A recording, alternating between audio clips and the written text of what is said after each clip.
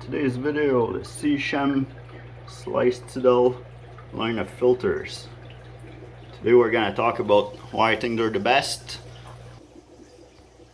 I'll also show you how many we own and a few different ones. Alright, so let's get to it, but before we do, please click like and subscribe. We're also going to take one apart at the end of the video to show you how you can clean them and how they get put together and take apart for maintenance. Alright, so let's get to it. Alright, so first of all, look at all the flow out of this filter. Makes great surface water movement. Put lots of oxygen in the tank. Filter is very good. The intake is nice and long. You can even click the heater on the side of them if you want to, which I didn't have suction cup for this heater, so that's what I did. Now you can adjust the flow at the top here. It's at max right now. Make it go way down or right back up here. The only thing that you have to watch with those filters, it needs to be adjusted perfect level because the water flow is so strong in here. Let's show you from another filter. So here's another filter from another review. So the water flow is so strong in here that as soon as it starts to get plugged up, it goes in the back. The water flows in the back of the little holder, and then it'll almost hit the lid. So if you don't have your filter nice and straight, what'll happen, it'll go around the edge of the lid and then it'll start leaking back. If it's perfect level, there's no problem, that won't happen. Everything's gonna just leak from the front. So, but yeah, with just regular maintenance, it's all good anyway. I forget to say, but I'm not sponsored at all by Seachem, so yeah, I don't get no money for doing this, or no perks. I just want to show you how it works and why I love them.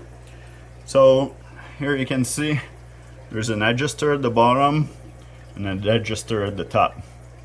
So you adjust the flow at the top, so how much flow's coming out of the filter, and here you can close up the intake and then just have the surface skimmer of the filter taking water, or if you open it, then you have both. Now the skimmer is always working, so if you have duckweed in your tank, that might be an issue, but yeah, so because you cannot turn it off. You can also see the flow out of this filter here and the water movement at the top. Perfect. So Seachem makes 4 different sizes of filter.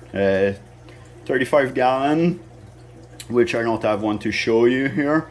35 gallon, it's 130 gallon per hour, and it takes 6 watt. The 35 do not have intake pipe at the bottom.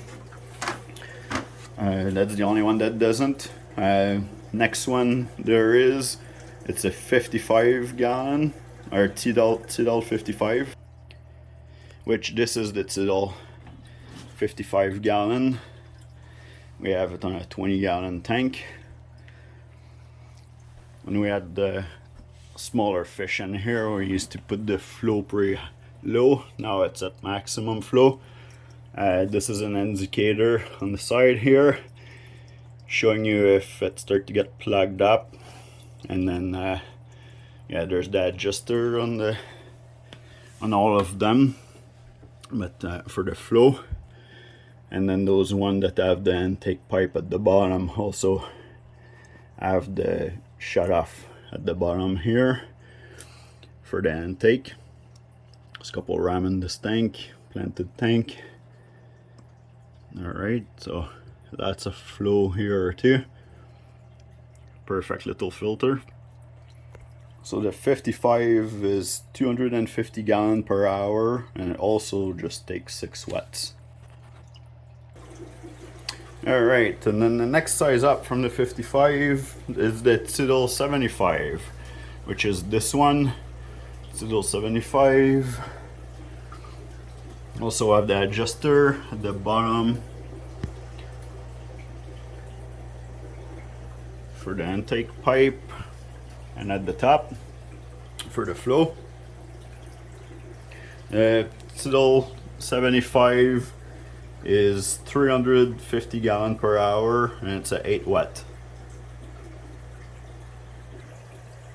And the biggest one out of the line of the Tidal filter from Seachem is the 110 gallon, which is the flow rate is 450 gallon per hour, and it consumes 12 watts. So now in our tanks, because we breed in Buna and we have a overstuck tank, so we always use bigger filter that what the tank is. So for example, in this 40 gallon for the Guerrero tank, we use 110 gallon. It's the old 110, and yeah, so we always over filter everything. So I don't think I show you all the tank with the filters there, but in total we have the Tidal 1 filter, a Tidal 55, one that is Tidal 75, and we have 6 Tidal 110. We only had trouble a couple times with the Tidal filter, but like 99% of the time we're able to fix it. There's just regular maintenance, like taking the motor out and clean some dirt out, or the intake. There's just one time that I think I broke the intake pipe by accident, and then I contacted Seachem, and Seachem sent me one, like no cost. You know how much filter I have, and that I really use lots of their product, like the water conditioner and everything. So they send me no cost their replacement intake, and they also send me a new adjuster too. So now for the fish room, that's our spare one here. We always have we have a few spare heater, a few spare filter, lots of extra food. We can go for months without having to buy anything like that. Always, you know, problem free. It's the way to go, right? So anyway, we're going to go and start taking this one apart, and I'll show you what's in there and what's going on, and how to have access to the motor if you need to. But before we do that, like and subscribe. Alright, so for this example, this is a Tidal 110. So the first thing you'll know, here's the flow minder to show you if you need to change or clean the filter. Flow minder is actually just it's the water level into your filter that is going to push this up and show you if it's restricted or not. This lid have the vent at the back there for airflow, which if you don't have your filter straight, that's where the water can get out from. So anyway, make sure that your filter is nice and level. So if you turn this lid around, there's a couple of grooves here, and those grooves are made to be able to hold the basket, and then around the lid it's gonna hold the water here, because even here at front of those vents, I don't know if you can see it on camera, but there's a piece of plastic here, so it won't let the water go.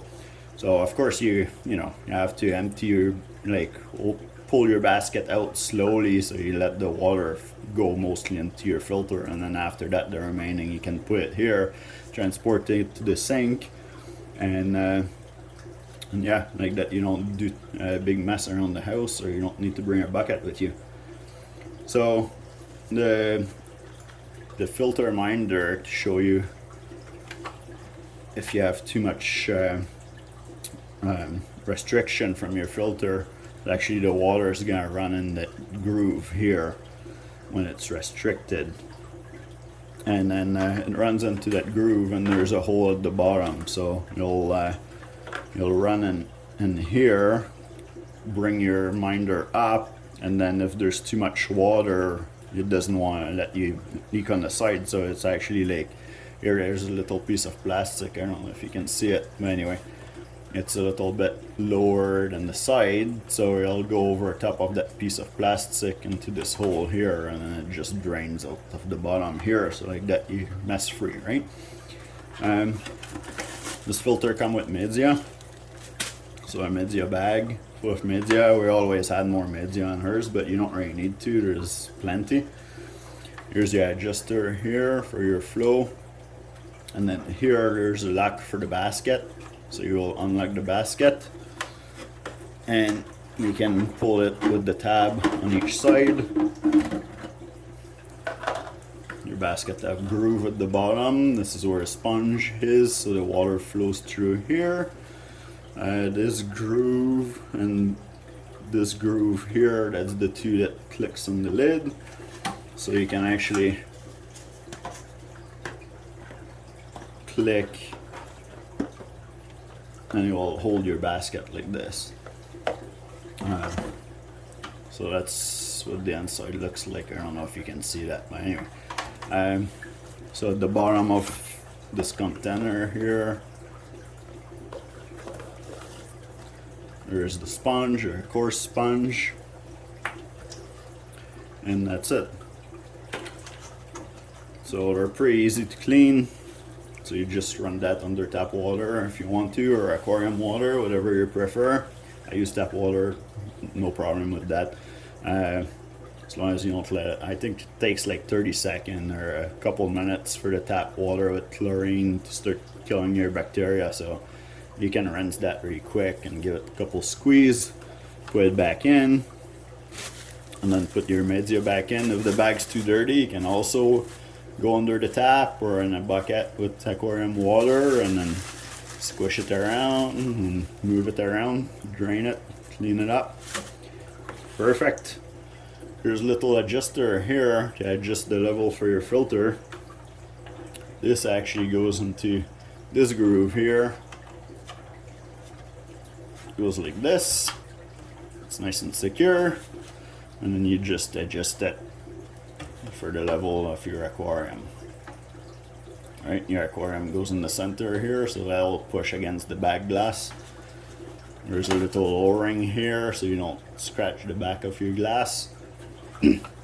Now you can put it a little bit tilted forward if you want to, and then you're sure that you have no trouble with anything. So yeah, so that's it. Excuse me.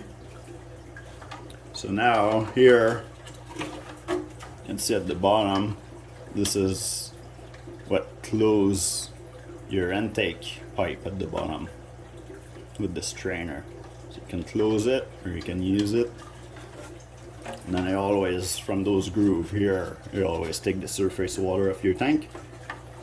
That's the minimum level right here at this line. Excuse me. Seachem made it so that the cord can click. There's a groove to click the cord for the pump around your aquarium right here. Alright, so now the pump is in the air, and that's what's nice about the Seachem. It's tidals. They're always, the filter is actually going into your tank, like the pump is actually going into your tank, and then so it's always primed. You don't have to worry about trying to prime it. As soon as you start it, it'll just start flowing water through here, and it's good to go. The water goes right here. It actually exit here and go through everything in your filter. So now let's take it apart. I did it a couple of times in an aquarium. It's pain sometimes, but you can do it. So this come out. This is the adjuster again for cutting up the flow from the pipe at the bottom. This is your pump here. I believe that the 110 and the 75 can interchange pumps, and then the other one actually have a smaller hookup.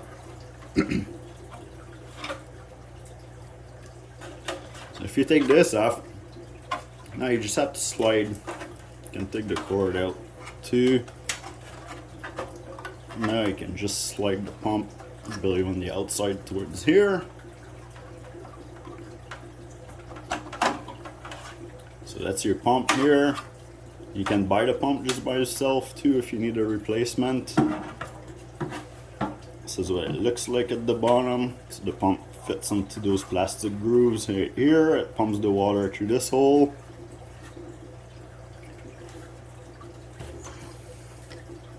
So now you have your pump. Impellers are plastic. They're on this side. And then all this can come apart for cleaning. Let's see if we can take it apart right now. So there's a little tab here, and just pull this little tab forward. It undoes itself. You won't lose it in the tank or lose it because it's actually hooked up on the cord. So here's your impeller. They make it, no, the fins are not broken for the impeller, it's just the way it is. So there's 3 bigger one, and between those bigger one there's 2 small one. So here's your impeller. And then you have 2 little tab on each side here. You can twist that, and then now the whole thing comes out. The motor, I think if you order one of those, it just I don't think it just comes with the motor. I think it comes with the cap too, to put it on top. So the cap, it just, there's little here the plastic is thinner here and here, so as you're putting it on and turning it, it goes underneath the plastic that is thicker on each side. There's lips here, and this is what hooks up.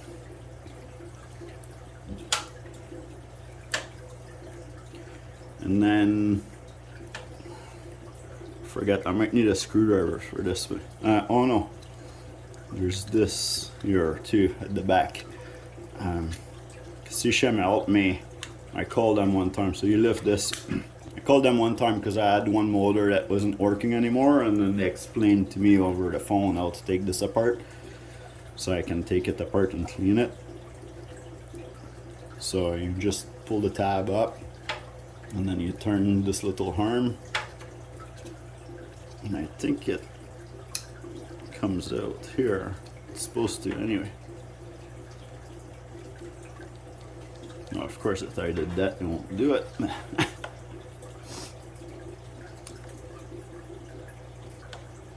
Yeah, it shows you, I don't know if you can see it on camera here, but it shows you lock and unlock, so it should be unlocked right now. I should be able to take it apart.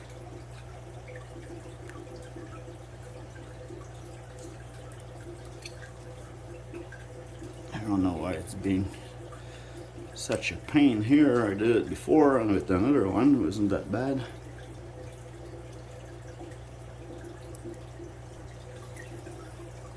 Oh, okay, I got it now.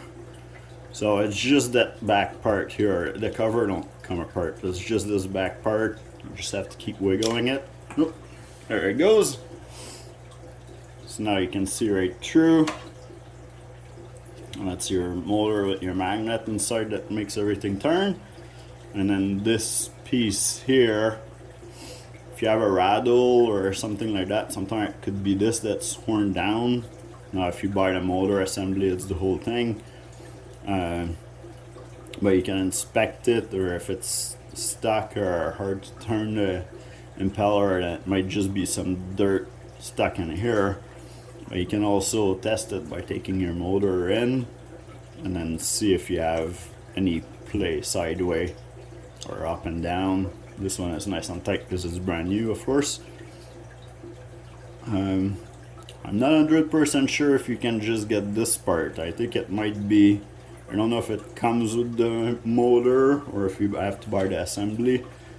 But anyway, if it starts rattling and making noise, that might be your issue right here. So now I'll put it back together.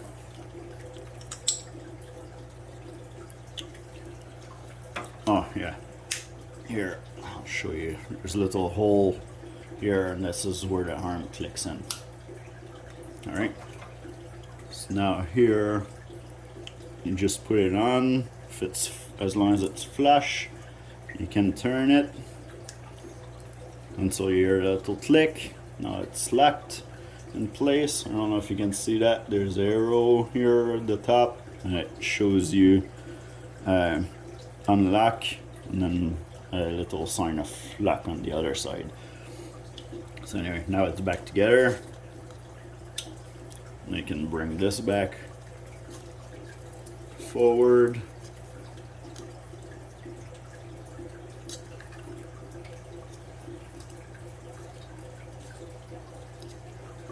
Yeah, that's true. It goes in the back here.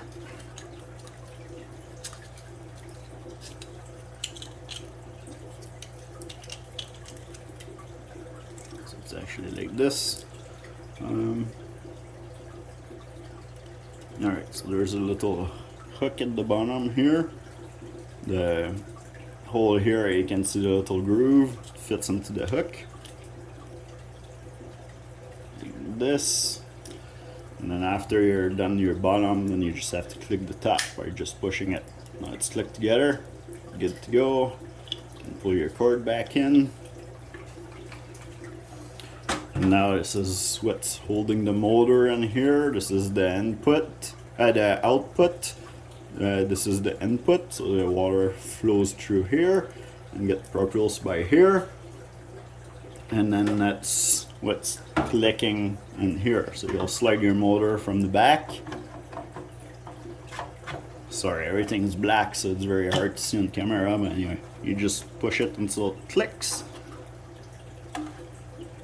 Let's click. Here you have a little hole on this side and a little hole on this side.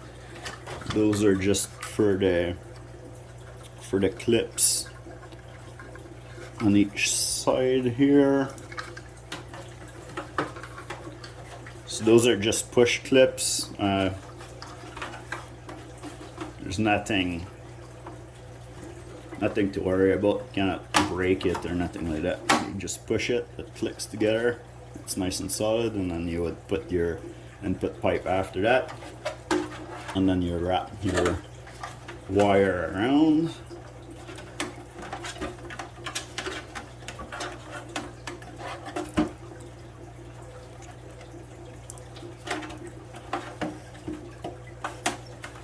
Okay, and now put the basket back in. After you unclick it, put your basket back in. Don't forget to lock it, because with the water pressure on the sponge, when it gets full, it can start to bring the basket up. So with the lock here, it stops it from being able to raise up, right? And then you have your lid back on, and yeah, that's how it goes. So hopefully that was informative for you. Like and subscribe if you liked that video. Watch my other video if you want to hear some more tips or trick or see how other stuff works. Thanks for watching.